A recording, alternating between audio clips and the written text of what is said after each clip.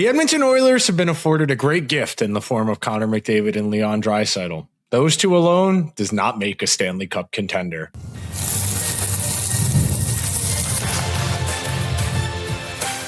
You are Locked On Oilers, your daily podcast on the Edmonton Oilers, part of the Locked On Podcast Network, your team every day. Hello, everyone, and welcome to today's edition of Locked On Oilers. I'm your host, Nick Sararis. On today's show, we are going to be diving into what I am calling the Connor McDavid, Leon Draisaitl Paradox, because the Edmonton Oilers have been afforded two of the 5 to 10 best players in the world for a decade straight. The team has 2 Stanley Cup final appearances, 3 conference final appearances, and over the course of the last 5 years have become a consistent playoff team. But if the Oilers are going to go all the way, we need to address the root cause of the issue. The Oilers depending too much on their 2 best players. That's where we'll start today's show. In our middle segment, we will dive into the underlying numbers over the last couple of years, why that tells the story of the Oilers fading from contention. And then to round out today's show, we'll give you some big picture takeaways and some framing devices for how you should think about this paradox. Because make no mistake about it, of the 32 teams in the NHL, I do not think there is another team in the league that would take their 2 best players over McDavid and Draisaitl. Now, McKinnon and Cale Makar, right there. If you wanted to make that argument, I suppose you could.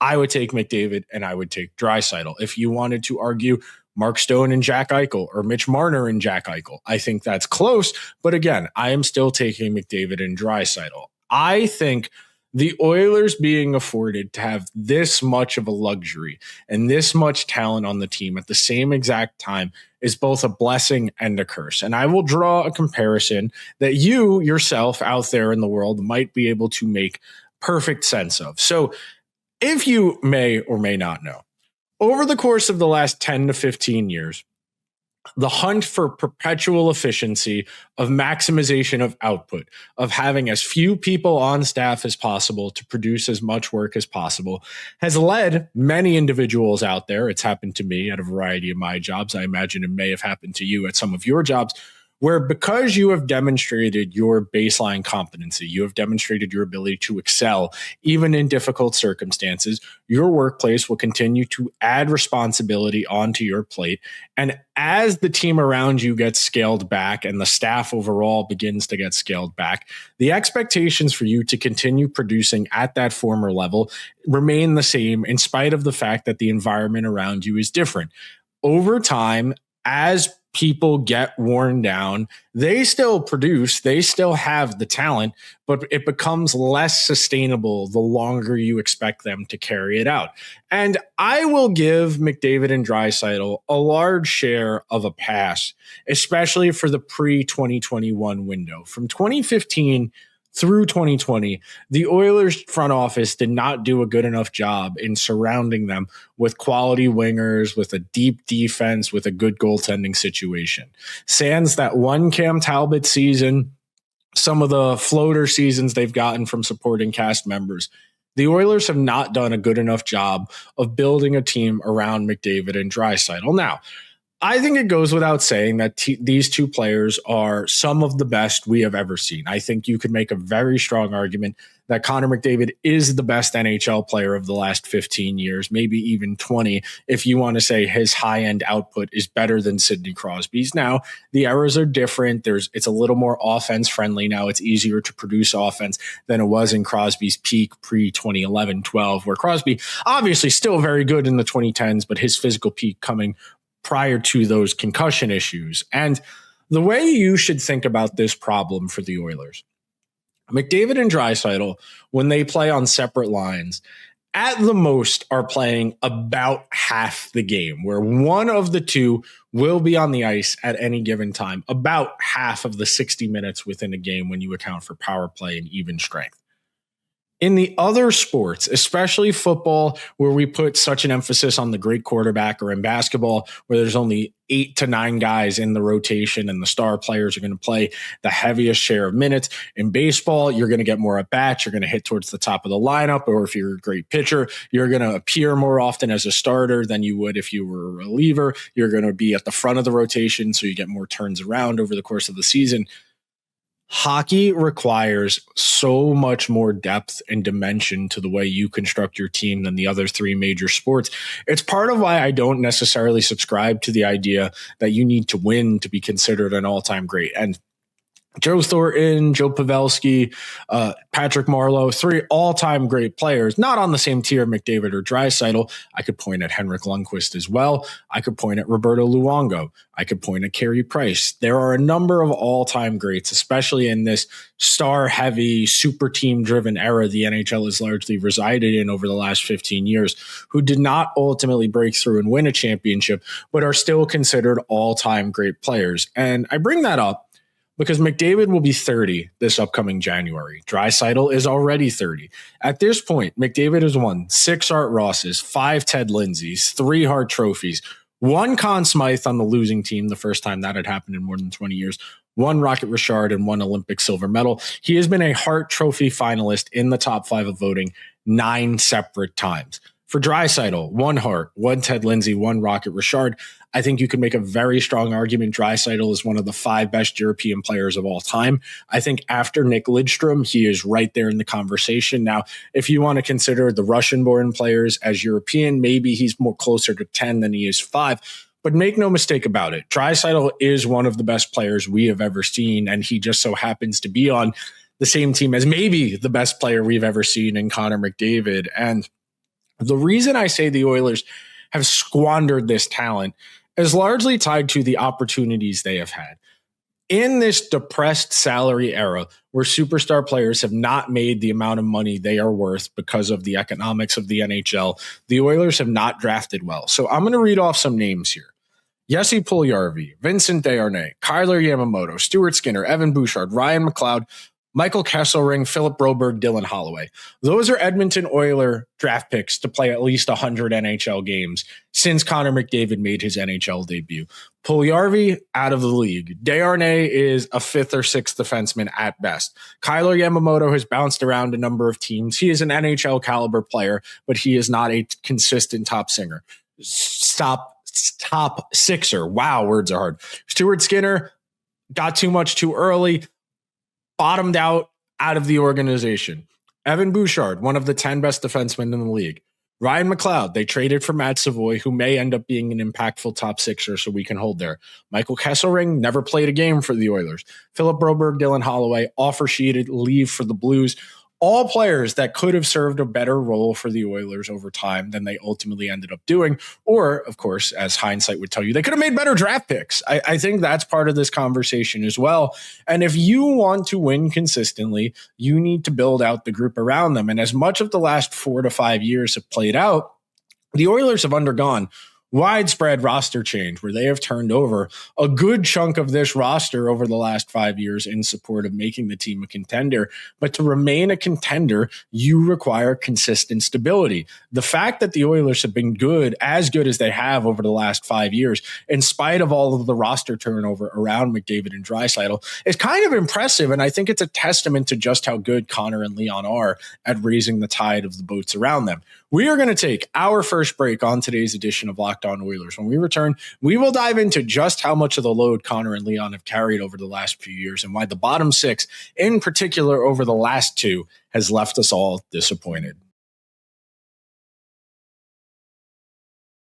Locked On Oilers is brought to you by our friends over at FanDuel. Baseball fans, if you think you know who's hitting a home run today, FanDuel is giving you a free chance to call your shot with daily dingers. It's easy to play. Just make your free pick for who you think will hit a home run in their game. If you're right, you'll receive a profit boost to use on your next bet for a chance at extra winnings.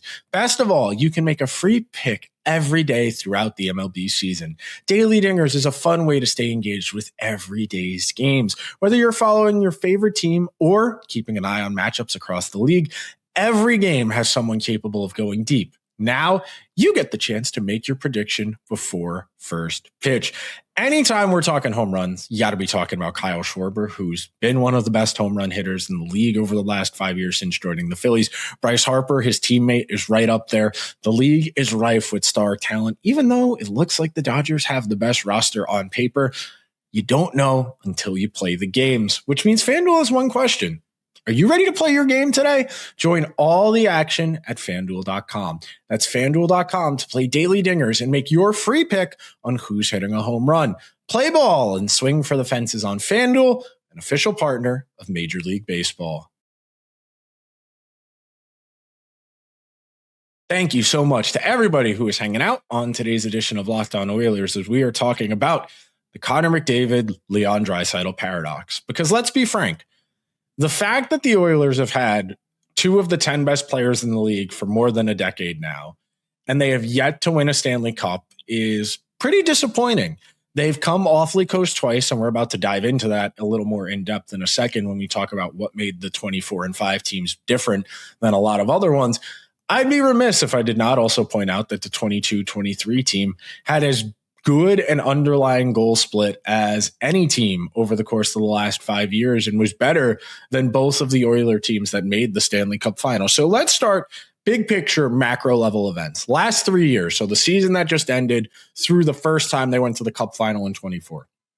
Through that window, McDavid and Draisaitl, when they are on the ice, at least one of them, the Oilers have outscored opponents 349 to 270, a 56% goal share.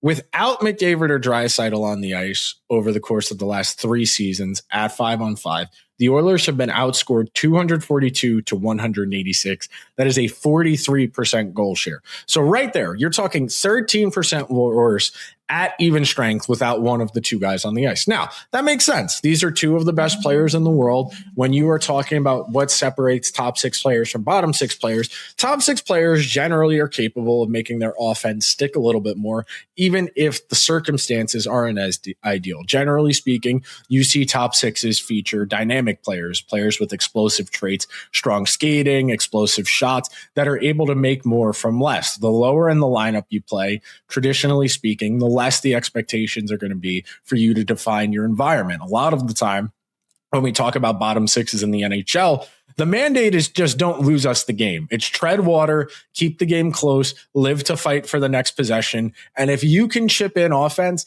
that's a point of differentiation between a good team and a great team. Good teams have great top 6s. Great teams have a robust 4-line approach where all of the lines can contribute to the team's scoring mentality. So going year by year, McDavid and Draisaitl versus without. This past season, they outscore opponents 119 to 102 with at least one of them on the ice. The Oilers are outscored 86 to 55 without either on the ice at even strength, 39% goal share. 2 years ago, the year they make the Stanley Cup final and lose in 6 games to Florida, McDavid and Draisaitl outscore opponents 102 to 83 with at least one on the ice. Without either on the ice, the Oilers are outscored 88 to 66. That's a 43% goal share. Now, 2023-24, 128 to 85. That's the best goal share McDavid and Draisaitl have with at least one on the ice. The bottom 6 gets outscored 68 to 65, 49% goal share. That would have been workable. Then you go all the way back, 22-23, the last year of Jay Woodcroft. They outscore opponents 117 to 105. The bottom 6 outscores opponents 74 to 60. I bring that up because that in of itself shows the gradual decline of the Oilers' depth, and it shows the limitations of what you can expect from McDavid and Draisaitl. Now, to outscore opponents 119 to 102 is pretty good across the board with at least one on the ice. Now, one of the conundrums the Oilers faced this past season is that when Kris Knoblauch had loaded McDavid and Draisaitl up on a singular line, they only outscored opponents 18-16, and that's largely because they were tilted so heavily towards offense, they were susceptible to chances going back the other way. If you are going to load up your 2 best players on one line, you need a more dominant goal share. In years past, the Oilers had gotten that. But with the Oilers best play, with their ace in the hole, with Kris Knoblauch's play that he felt would give them the best chance to find offense in offense needy situations, they only had a +2 goal differential. That in of itself tells you the limitations of the team this past year. Then when you dive into the fact that the depth was outscored 86-55 without either of them on the ice, you start to get an understanding of the scope of the problem. And I bring that up because over the course of the last 4 seasons, the contributions at even strength of the non-McDavid-Draisaitl line has gone down consistently. 4 years ago, we are all the way up at 55%, almost 60%, halfway to 60% of goal share from the bottom 6. When you think about going all the way down to 39%, 16% worse than 4 years ago, that goes to tell you why the Oilers were A, out in the first round to the Ducks, B, why I was so adamant going into the season last year the Oilers were going to take a step back. Their bottom 6 was as unproven and as limited as any team they had iced post-COVID. There were going to be growing pains last year. The defense let them down. The goaltending extremely let them down. And as great as Connor and Leon are, there is only so much 2 guys can do when you are talking about a hockey team because of how they play. We'll talk a little bit more about the takeaways big picture in our final segment, but the way to think about this problem, this goal distribution throughout your lineup problem, as if it were an academic situation, if it were a math problem, you need your top end guys to run up big margins. Your goal, if you are a dominant team, especially at even strength, is that your top 6 is going to win a majority of their minutes and win them pretty convincingly. Because if your best players are genuinely that good, when they are matched up against other teams' best players, they are going to win. Then when you are playing lower quality teams, you expect your star players to run up the margins on those weaker teams that have softer top 6s. Where the point of differentiation comes in between contender and playoff team is that depth. And the Oiler team 4 years ago, the last year under Jay Woodcroft, the talent probably not as good as the 23-4 team that went to the Stanley Cup final, but the goal differential was significantly better. But where that group, the 23-4 team, had the right mix, they had the big goal differential. So you're talking 15 and 28 is 43. A positive 43 goal differential for at least one of McDavid or Draisaitl on the ice, and then only being outscored by 3 when one of them wasn't on the ice. That goal distribution is the best of any of the Oiler teams of the last 4 years between the top and the bottom 6. To be at a positive 38 goal share over the course of a regular season at even strength is really dominant stuff. Then when you add in the fact that 23-24 team had a top 5 power play and had the all-time great penalty kill in the postseason, you start to get an understanding of just how rarefied the air that group was occupying, not just in the context of the Oilers, but in the context of the Stanley Cup playoffs at large. These are the types of questions you need to be addressing. Now, I think the Oilers on paper have done a pretty reasonable job as far as shoring up the depth so that the bottom 6 has the capacity to tread water this upcoming season. I think for where the Oilers are positioned, their goal this upcoming season is top 6 runs up the big margins. I think if you get Matt Savoie and Eichauer to hit, I think you have a very strong chance of getting a better margin than what they did this past year of only 17. I think you want to get that number north of 25 if you can help it. And then if your bottom 6 can keep it within 5 to 10 of even, I think that's going to give you a really good chance to be a strong regular season team and give you some proof of concept for the postseason. But when you think about the team this past year and the Frankenstein monster that was the bottom 6 at various points, it was hard to see a world where that group would be able to tread water at even strength. We are going to take our second and final break on today's edition of Locked On Oilers. When we return, I will talk about some of the bigger picture takeaways, some areas for improvement, and why I think the Oilers will at least have a chance to improve on these margins this upcoming season, right after this.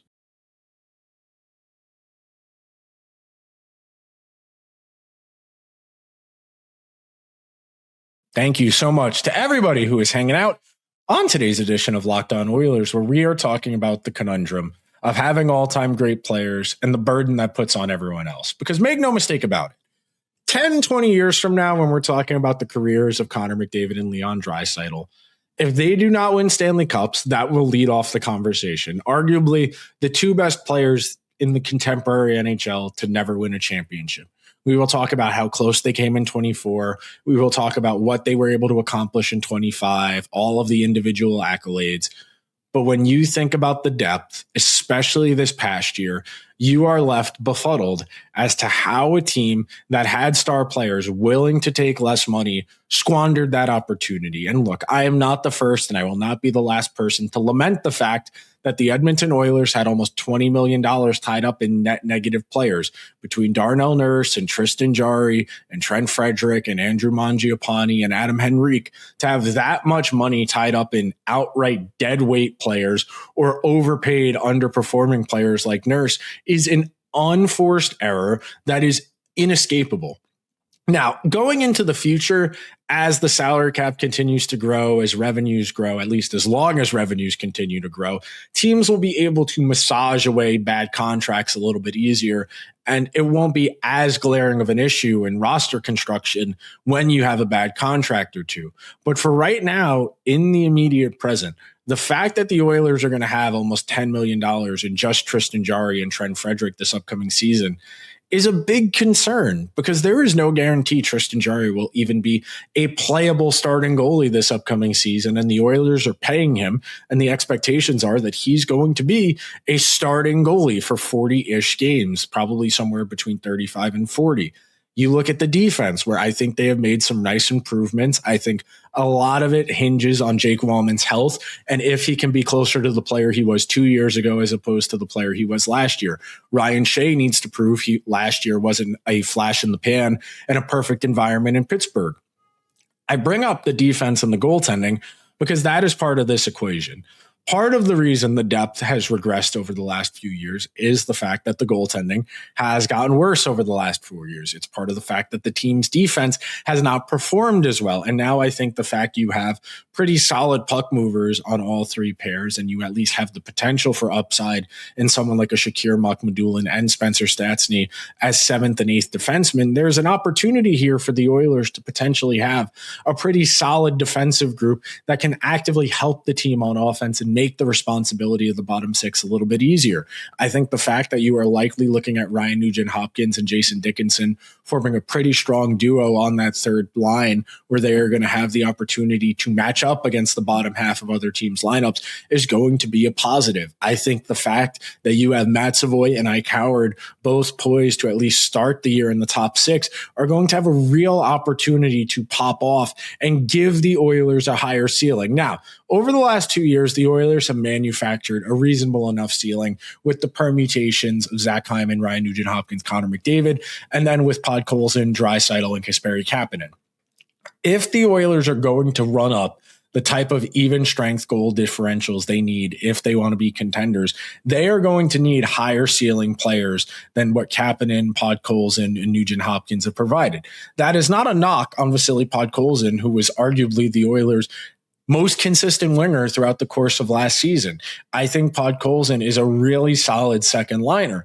I think on a Stanley Cup championship caliber team, he is a third line winger. And if you have the caliber of talent that someone who's capable of scoring 20 goals is only going to play 14 minutes per night because you don't need him more than that, that tells me you have a very good team. And I want to give you this for some context. I had said it before that great players in hockey do not get to play as many minutes as the great players in the other sports do. And it's part of why they don't necessarily have the same ability to impact the game the way stars in other sports do. Over the last 3 years, McDavid, Draisaitl, or both have been on the ice for 6,065 even strength minutes. Without one or the other, the Oilers have played 6,097 minutes. So over the course of the last 3 years at even strength, as much as McDavid and Draisaitl play in the regular season at 5-on-5, the rest of the team, without at least one of them on the ice, has played more minutes. That should give you some perspective on the scale of how much you need to go right to have a truly good NHL team. And again, I think the Oilers have made a lot of progress in the last 12 months as far as shoring up their depth. I think on paper, they are going to bring a far better group on opening night this year than they did last year. I think having the youth upside, and I didn't mention guys like Josh Szymanski or Connor Clattenburg or Colton Dock, who probably have a little bit more in the tank to give than what the Oilers were getting out of someone like a Matthias Janmark or Adam Henrique last year. Now, we'll see as far as Janmark goes. I think if he hits the ground slow, there's a really strong chance he ends up on waivers, maybe even buried in the AHL. I have also read on more than one occasion from more than one person who covers the Oilers, they could very easily see Mike Babcock really liking the skill set Janmark brings to the table and keeping him in the lineup in spite of the fact he's probably not going to contribute a whole lot as far as offense goes. And I do think if the Oilers are going to get back to the contender status that we all want them to, it's going to be through an offense-first approach. They are going to need to have 4 lines all capable of contributing offensively and a net positive, especially when it comes to that top 6. I said it before, I'll repeat it now. If the Oilers are going to be Stanley Cup contenders, McDavid and Draisaitl need to run up big margins at even strength, and then the bottom 6 needs to keep it close. They don't necessarily need to win their minutes at 5-on-5, but it needs to be within 5 to 10 goals of being a net negative. Because if the Oilers' power play is top 5 again, if the Oilers' penalty kill can be closer to top 15 than top 20, you are going to have enough offense here to be a really good team in the regular season. Now, how that translates to the playoffs, a little bit different because it's smaller samples, hot and cold players can really swing series. I will say, I feel a lot better about this lineup than I did about the one the Oilers were putting together going into last season. I at least have a baseline for what I can expect from Matt Savoie. I know what I can expect from Jason Dickinson and Ryan Nugent-Hopkins. I think Connor Murphy and Ryan Shea offer a lot more stability than what they were getting out of Darnell Nurse and Alec Regula, who had, I think it was a minus 12 goal differential at even strength last year, as opposed to what they got. I think the Oilers have the capacity to be a significantly better hockey team, especially at even strength based on the moves they've made. Now, that's not to say the moves aren't without risk. They have no idea what Ike Howard is going to bring to the table with the expectation of him being a first or second line winger for an entire season. Yes, he was very good in the AHL. We have seen a lot of quadruple A guys who light up the A, but when they get to the NHL, they don't have the tempo, they don't have the hockey instincts, and they end up being tweeners. They float around, they end up being middle sixers on other teams, and they end up leaving a lot of meat on the bone. The Oilers are going to have the potential to be a pretty good team this upcoming season. I think the fact they're in a pretty weak Pacific Division gives them a golden opportunity to spend the first month or two sorting out the new coach issues, sorting out the new player issues. There is the potential here for this group to bounce back in an assertive way. They're going to need to stay healthy. This is one of the older teams in the NHL. If nothing else, on paper, the Oilers have addressed a lot of their issues. That should help them get closer to the goal distribution we saw in the past that had them closer to contender status than what they were this past year. That'll do it for today's edition of Locked On Oilers. Thank you so much to everybody that made Locked On Oilers their first listen of the day. Locked On Oilers is a part of the Locked On Podcast Network, the #1 stream sports podcast network. For your second listen, check out Locked On NHL Game Night, where the NHL season never ends. For your second watch of the day, we send you to the first ever 24/7 national Locked On YouTube channel. I will talk to you guys real soon. Until then, let's go Oilers.